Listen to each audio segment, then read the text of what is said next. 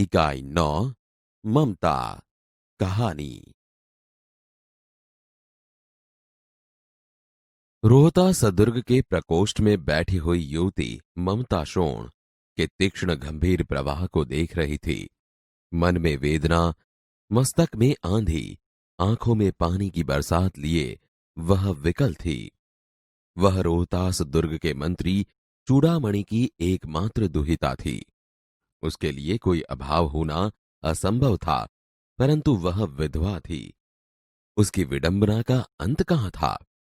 चूड़ामणि ने चुपचाप उस प्रकोष्ठ में प्रवेश किया। शोण के प्रवाह और उसके कलनाद में ममता अपना जीवन मिलाने में बेसुध थी। पिता का आना न जान सकी। चूड़ामणि व्यथित हो उठे। स्नेह पालिता पुत्री के लिए क्या करें, यह स्थिर न कर सकते थे। लौटकर बाहर चले गए। ऐसा प्रायः होता, परंतु आज मंत्री के मन में बड़ी दुश्चिंता थी। पैर सीधे न पड़ते थे। एक पहर बीत जाने पर वे फिर ममता के पास आए। उस समय उनके पीछे 10 सेवक चांदी के बड़े थालों में कुछ लिए खड़े थे। कितने ही मनुष्यों के पद शब्द सुन ममता ने घूमकर देखा। मंत्री ने सब थालों को रखने का संकेत दे दिया। अनुचर थाल रखकर चले गए। ममता ने पूछा, यह क्या है पिताजी? तेरे लिए बेटी उपहार है, कहकर चूड़ामणि ने आवरण उलट दिया। स्वर्ण का पीलापन उस सुनहरी संध्या में विकीर्ण होने लगा। ममता चौंक उठी। इतना स्वर्ण यहां कहां से आया? चुप रहो ममता, यह तुम्हारे लिए है। तो क्या आपने शत्रु का उत्कोच स्वीकार कर लिया? पिताजी, यह अनर्थ है, अर्थ नहीं। लौटा दीजिए पिताजी, हम लोग ब्राह्मण हैं। इतना सोना लेकर क्या करेंगे? इस पतोन्मुख प्राचीन सामंत वंश का अंत समीप है बेटी। किसी भी दिन शेरशाह रोहतास दुर्ग पर अधिकार कर सकता है। उस दिन मंत्रित्व न रहेगा, तब के लिए बेटी। हे भगवान, विपद के लिए इतना आयोजन, परमपिता की इच्छा के विरुद्ध इतना साहस। पिताजी, क्या भीख न मिलेगी? क्या कोई हमें 2 मुट्ठी अन्न न देगा? यह असंभव है। फेर दीजिए पिताजी। मैं कांप रही हूं। इसकी चमक आंखों को अंधा बना रही है। मूर्ख है, कहकर चूड़ामणि चले गए। दूसरे दिन जब डोलियों का तांता आ रहा था, मंत्री चूड़ामणि का हृदय धक धक करने लगा। वे अपने को रोक न सके। उन्होंने जाकर रोहतास दुर्ग के तोरण पर डोलियों का आवरण खुलवाना चाहा। पठानों ने कहा, यह महिलाओं का अपमान करना है। बात बढ़ गई। तलवारें खींची। मंत्री वहीं मारे गए। राजा रानी और कोष सब छली शेरशाह के हाथ पड़े। निकल गई ममता। डोली में भरे हुए पठान सैनिक दुर्ग भर में फैल गए, परंतु ममता न मिली। काशी के उत्तर में स्थित धर्मचक्र विहार मौर्य और गुप्त सम्राटों की कीर्ति का खंडर था। खंडित शिखरों वाले भवन तृण गुल्मों से ढके हुए प्राचीन और ईंटों के ढेर में बिखरी हुई भारतीय शिल्प की विभूति ग्रीष्म की चंद्रिका में स्वयं को शीतल कर रही थी। जहां गौतम का उपदेश ग्रहण करने के लिए पंचवर्गीय भिक्षु पहले मिले थे, उसी स्तूप के भग्नावेश की मलिन छाया में एक झोंपड़ी के दीपालोक में एक स्त्री पाठ कर रही थी। अनन्याश्विन्तयन्तो माम ये जनाः पर्युपासते। पाठ रुक गया। एक भीषण और हताश आकृति दीपक के मंद प्रकाश में सामने खड़ी थी। स्त्री उठी। उसने कपाट बंद करना चाहा, परंतु उस व्यक्ति ने कहा, माता, मुझे आश्रय चाहिए। तुम कौन हो? स्त्री ने पूछा। मैं मुगल हूं। चौसा युद्ध में शेरशाह से विपन्न होकर रक्षा चाहता हूं। इस रात अब आगे चलने में असमर्थ हूं। क्या शेरशाह से? स्त्री ने अपने ओठ काट लिए। हां माता, परंतु तुम भी वैसे ही क्रूर हो। वही भीषण रक्त की प्यास, वही निष्ठुर प्रतिबिंब तुम्हारे मुख पर भी है सैनिक। मेरी कुटी में स्थान नहीं। जाओ, कहीं दूसरा आश्रय खोज लो। गला सूख रहा है, साथी छूट गए हैं, अश्व गिर गए हैं। इतना थका हुआ हूं। इतना कहते कहते व्यक्ति धम से बैठ गया। उसके सामने पूरा ब्रह्मांड घूमने लगा। स्त्री ने सोचा, यह विपत्ति कहां से आई। उसने जल दिया, मुगलों के प्राणों की रक्षा हुई। वह सोचने लगी कि ये सब दया के पात्र नहीं, मेरे पिता का वध करने वाले आतताई। घृणा से उसका मन विरक्त हो गया। स्वस्थ होकर मुगल ने कहा, माता, तो फिर मैं यहां से चला जाऊं।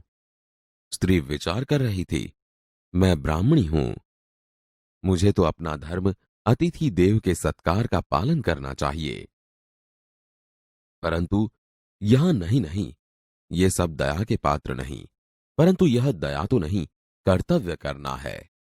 तब मुगल अपनी तलवार टेक कर उठ खड़ा हुआ। ममता ने कहा, क्या आश्चर्य है कि तुम भी छल न करो। ठहरो। छल नहीं, तब नहीं स्त्री, जाता हूं। तैमूर का वंशधर स्त्री से छल करेगा। जाता हूं, भाग्य का खेल है। ममता ने कहा, यहां कौन दुर्ग है, यही झोंपड़ी ना, जो चाहे ले लो, मुझे तो अपना कर्तव्य निभाना पड़ेगा। जाओ भीतर। थके हुए पथिक, तुम चाहे कोई भी हो, मैं तुम्हें आश्रय देती हूं। सब अपना धर्म छोड़ दे तो क्या मैं भी छोड़ दूं।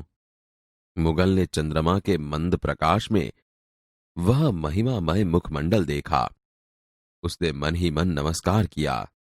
ममता पास की टूटी दीवारों में चली गई। भीतर थके पथिक ने झोंपड़ी में विश्राम किया। प्रभात में खंडहर की संधि से ममता ने देखा, सैकड़ों अश्वारोही उस प्रांत में घूम रहे हैं। वह अपनी मूर्खता पर स्वयं को कोसने लगी। एकाएक झोंपड़ी से निकलकर उस पथिक ने कहा, मिर्जा, मैं यहां हूं। शब्द सुनते ही प्रसन्नता की चित्कार ध्वनि से वह प्रांत गूंज उठा। ममता अधिक भयभीत हुई। पथिक ने कहा, वह स्त्री कहां है, उसे खोज निकालो। ममता छिपने के लिए अधिक सचेष्ट हुई। वह मृगदाओं में चली गई। दिन भर उसमें से न निकली। संध्या हो गई। वे लोग जाने लगे। ममता ने सुना, पथिक घोड़े पर सवार होते हुए कह रहा था, मिर्जा, उस स्त्री को मैं कुछ दे न सका, उसका घर बनवा देना, क्योंकि मैंने विपत्ति में यहां विश्राम पाया था। यह स्थान भूलना मत। इसके बाद वे वहां से चले गए। चौसा के मुगल पठान युद्ध को बहुत दिन बीत गए। ममता अब 70 वर्ष की वृद्धा है। एक दिन वह अपनी झोंपड़ी में पड़ी थी। शीतकाल का प्रभाव था। उसका जीर्ण कंकाल खांसी से गूंज रहा था। ममता की सेवा के लिए गांव की 2-3 स्त्रियां घेर कर बैठी थी, क्योंकि ममता आजीवन सबके सुख दुख की सहभागिनी रही थी। ममता ने जल पीना चाहा। एक स्त्री ने सीपी से जल पिलाया। सहसा एक अश्वारोही उसी झोंपड़ी के द्वार पर दिखाई पड़ा। वह अपनी धुन में कहने लगा, मिर्जा ने जो चित्र बनाकर दिया है, वह तो इसी जगह का होना चाहिए। वह बुढ़िया मर गई होगी। अब किससे पूछूं कि एक दिन शहंशाह हुमायूं किस छप्पर के नीचे बैठे थे। यह घटना भी तो 47 वर्ष से ऊपर की हुई। ममता ने अपने विकल कानों से सुना। उनके पास की स्त्री से कहा, उसे बुलाओ। अश्वारोही पास आया। ममता ने रुक रुक कर कहा, मैं नहीं जानती कि वह शहंशाह था या साधारण मुगल, पर एक दिन इसी झोंपड़ी के नीचे वह रहा। मैंने सुना था कि वह मेरा घर बनवाने की आज्ञा दे चुका था। भगवान ने सुन लिया। आज मैं इसे छोड़े जाती हूं। अब तुम इसका मकान बनाओ या महल। मैं अपने चीर विश्राम गृह में जाती हूं। बुढ़िया के प्राण पखेरु उड़ गए। वह अश्वारोही अवाक खड़ा रह गया। वहां एक अष्टकोण मंदिर बना और उस पर शिलालेख लगाया गया। सातों देश के नरेश हुमायूं ने एक दिन यहां विश्राम किया था। उनके पुत्र अकबर ने उनकी स्मृति में यह विशाल गगनचुंबी मंदिर बनवाया, पर उसमें ममता का कहीं नाम न था।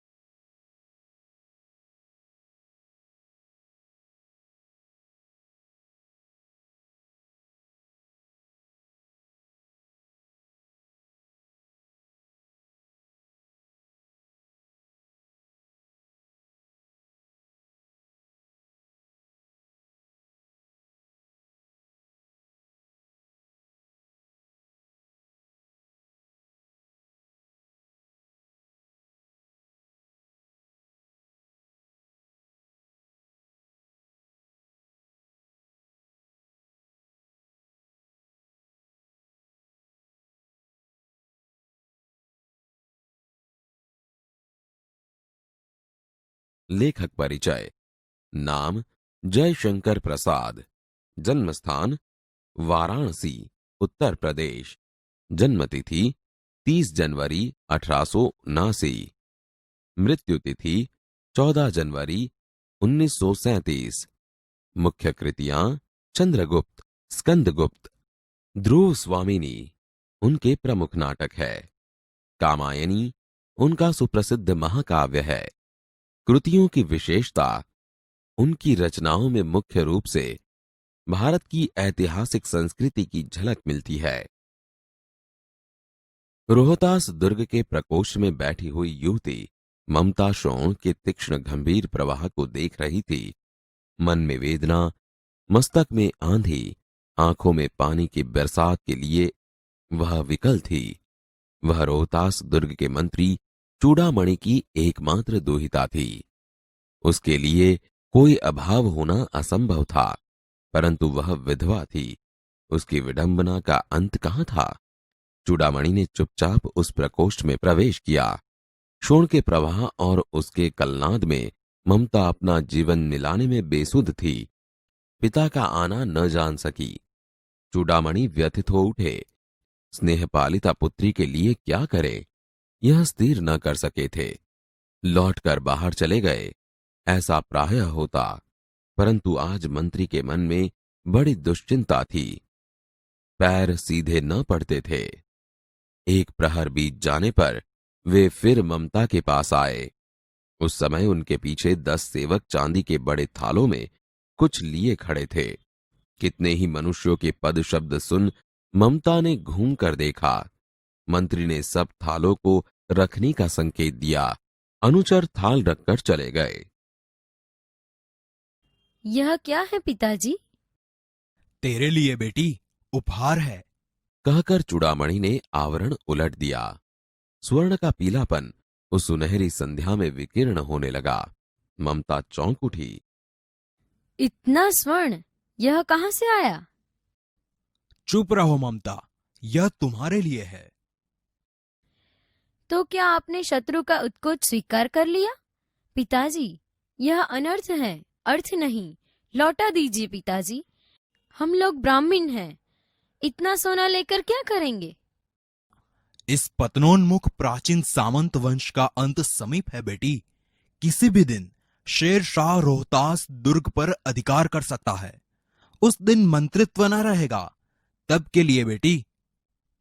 हे भगवान, विपद के लिए इतना आयोजन, परमपिता की इच्छा के विरुद्ध इतना साहस। पिताजी, क्या भीख न मिलेगी? क्या कोई हमें 2 मुट्ठी अन्न न देगा? यह असंभव है। फेंक दीजिए पिताजी, मैं कांप रही हूँ। इसकी चमक आंखों को अंधा बना रही है। मूर्ख है, कहकर चूड़ामणि चले गए। दूसरे दिन जब डोलियों का तांता आ रहा था, मंत्री चूड़ामणि का हृदय धक धक करने लगा। वे अपने को रोक न सके। उन्होंने जाकर रोहतास दुर्ग के तोरण पर डोलियों का आवरण खुलवाना चाहा। यह महिलाओं का अपमान करना है। बात बढ़ गई। तलवारें खींची। मंत्री वहीं मारे गए। राजा रानी और कोष सब छली शेरशाह के हाथ पड़े। निकल गई ममता। डोली में भरे हुए पठान सैनिक दुर्ग भर में फैल गए, परंतु ममता न मिली। काशी के उत्तर में स्थित धर्मचक्र विहार मौर्य और गुप्त सम्राटों की कीर्ति का खंडहर था। खंडित शिखरों वाले भवन, तृण गुल्मों के ढके हुए प्राचीन और ईंटों के ढेर में बिखरी हुई भारतीय शिल्प की विभूति ग्रीष्म की चंद्रिका में स्वयं को शीतल कर रही थी। जहां गौतम का उपदेश ग्रहण करने के लिए पंचवर्गीय भिक्षु पहले मिले थे, उसी स्तूप के भग्नावेश की मलिन छाया में एक झोंपड़ी के दीपालोक में एक स्त्री पाठ कर रही थी। अनन्याश्विन्तयन्तो मां ये जनाः पर्युपासते। पाठ रुक गया। एक भीषण और हताश आकृति दीपक के मंद प्रकाश में सामने खड़ी थी। स्त्री उठी। उसने कपाट बंद करना चाहा, परंतु उस व्यक्ति ने कहा, माता, मुझे आश्रय चाहिए।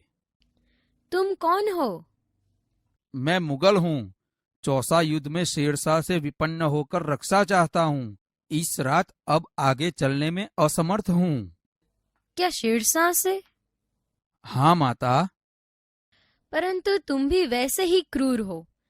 वही भीषण रक्त की प्यास, वही निष्ठुर प्रतिबिंब तुम्हारे मुख पर भी है सैनिक। मेरी कुटी में स्थान नहीं, जाओ कहीं दूसरा आश्रय खोज लो। गला सूख रहा है, साथी छूट गए हैं, अश्व गिर गए हैं, इतना थका हुआ हूँ, इतना। वह व्यक्ति धम्म से बैठ गया। उसके सामने पूरा ब्रह्मांड घूमने लगा। स्त्री ने सोचा, यह विपत्ति कहां से आई?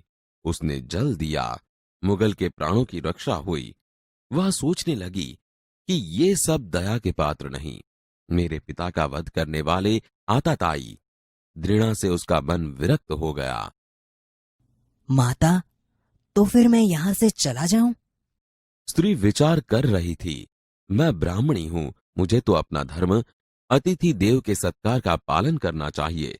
परंतु यहां नहीं, ये सब दया के पात्र नहीं। परंतु यह दया तो नहीं, कर्तव्य करना है। तब मुगल अपनी तलवार टेक कर उठ खड़ा हुआ। क्या आश्चर्य है कि तुम भी छल न करो। ठहरो। छल नहीं, तब नहीं। स्त्री, जाता हूँ। तैमूर का वंशधर स्त्री से छल करेगा? जाता हूँ, भाग्य का खेल है। यहाँ कौन दुर्ग है? यही झोपड़ी ना?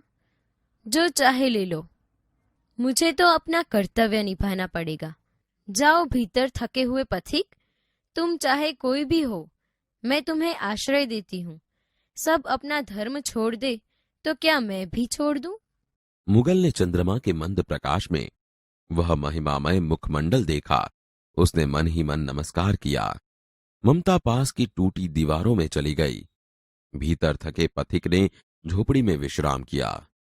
प्रभात में खंडहर की संधि से ममता ने देखा, सैकड़ों अश्वारोही उस प्रांत में घूम रहे हैं। वह अपनी मूर्खता पर स्वयं को कोसने लगी। मिर्जा, मैं यहाँ हूँ। शब्द सुनते ही प्रसन्नता की चित्कार ध्वनि से वह प्रांत गूंज उठा। ममता अधिक भयभीत हुई। वह स्त्री कहाँ है? उसे खोज निकालो। ममता छिपने के लिए अधिक सचेष्ट हुई। वह मृगदाव में चली गई। दिन भर उसमें से न निकली। संध्या हो गई। वे लोग जाने लगे। ममता ने सुना पथिक घोड़े पर सवार होते हुए कह रहा था, मिर्जा, उस स्त्री को मैं कुछ दे न सका। उसका घर बनवा देना, क्योंकि मैंने विपत्ति में यह विश्राम पाया था। यह स्थान भूलना मत। इसके बाद वे वहां से चले गए। चौसा के मुगल पठान युद्ध को बहुत दिन बीत गए। ममता अब 70 वर्ष की वृद्धा है। एक दिन वह अपनी झोंपड़ी में पड़ी थी। शीतकाल का प्रभाव था। उसका जीर्ण कंकाल खांसी से गूंज रहा था। ममता की सेवा के लिए गांव की 2-3 स्त्रियां घेर कर बैठी थी, क्योंकि ममता आजीवन सबके सुख दुख की सहभागिनी रही थी। ममता ने जल पीना चाहा। एक स्त्री ने सीपी से जल पिलाया। सहसा एक अश्वारोही उसी झोंपड़ी के द्वार पर दिखाई पड़ा। वह अपनी धुन में कहने लगा, मिर्जा ने जो चित्र बनाकर दिया है वह तो इसी जगह का होना चाहिए। वह बुढ़िया मर गई होगी। अब किससे पूछूं कि एक दिन शहंशाह हुमायूं किस छप्पर के नीचे बैठे थे। यह घटना भी तो 47 वर्ष से ऊपर की हुई। ममता ने अपने विकल कानों से सुना। उसे बुलाओ। अश्वारोही पास आया। मैं नहीं जानती कि वह शहंशाह था या साधारण मुगल, पर एक दिन इस झोपड़ी के नीचे वह रहा। मैंने सुना था कि वह मेरा घर बनवाने की आज्ञा दे चुका था। भगवान ने सुन लिया। आज मैं इसे छोड़े जाती हूँ। अब तुम इसका मकान बनाओ या महल। मैं अपने चिर विश्राम गृह में जाती हूँ। बुढ़िया के प्राण पखेरु उड़ गए। वह अश्वारोही अवाक खड़ा रह गया। वहां अष्टकोण मंदिर बना और उस पर शिलालेख लगाया गया। सातों देश के नरेश हुमायूं ने एक दिन यहाँ विश्राम किया था। उनके पुत्र अकबर ने उनकी स्मृति में यह विशाल गगनचुंबी मंदिर बनवाया, पर उसमें ममता का कहीं नाम न था।